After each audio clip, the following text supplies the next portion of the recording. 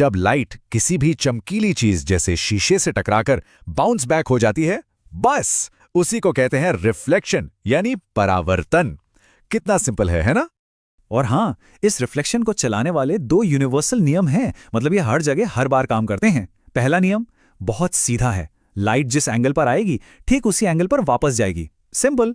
और दूसरा कि ये जो आने वाली किरण है, जाने वाली किरण है और जो बीच में नॉर्मल है, ये सबके सब एक ही प्लेन पर होते हैं, मतलब कोई इधर उधर नहीं भागता। शीशा सीधा हो या घुमावदार, ये दो नियम हमेशा हमेशा लागू होंगे। यही हमारे पूरे एडवेंचर का बेस है। तो ठीक है, अब जब हमें नियम पता चल गए हैं तो हमारे हीरो को क्या चाहिए? उसे चाहिए अपने टूल्स, अपने हथियार। तो चलिए मिलते हैं अपने दो सबसे पावरफुल टूल्स से, स्फेरिकल मिरर्स यानी गोलियत दर्पण, और दोनों की अपनी अपनी अलग खासियत है। इनको याद रखने का ना एक बहुत ही आसान तरीका है, गुफा वाला आइडिया।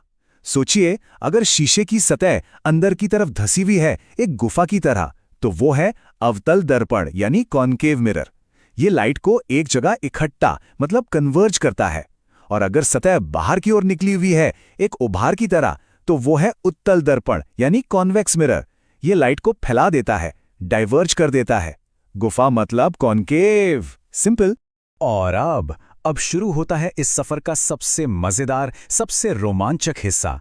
हम इसे कहानी की तरह देखने वाले हैं। हमारा हीरो कौन है? एक ऑब्जेक्ट, कोई भी वस्तु, और वो एक अवतल दर्पण के करीब आ रहा है।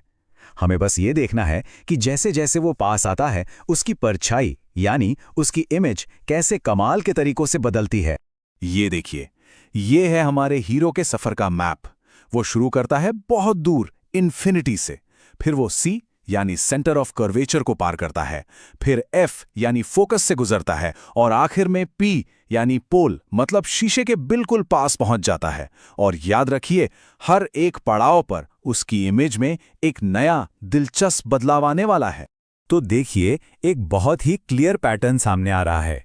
जैसे जैसे हमारा ऑब्जेक्ट शीशे के पास आ रहा है, उसकी इमेज शीशे से दूर जा रही है और बड़ी होती जा रही है ना? और एक और बात पर गौर कीजिए, इस पूरे सफर में अब तक इमेज हमेशा रियल और इन्वर्टेड मतलब असली और उल्टी रही है। ये तो एक पक्का नियम लग रहा है, लेकिन हर अच्छी कहानी में एक ट्विस्ट तो होता ही है। और ये रहा वो मोड़, जो पैटर्न हम अभी तक देख रहे थे वो अब टूटने वाला है। सवाल यह है कि क्या होगा जब हमारा ऑब्जेक्ट शीशे के बहुत ज्यादा करीब आ जाएगा। ये रहा जवाब। यही है कहानी का सबसे बड़ा ट्विस्ट। जैसे ही ऑब्जेक्ट फोकस और पोल के बीच पहुंचता है, शीशा अपनी असली ताकत दिखाता है।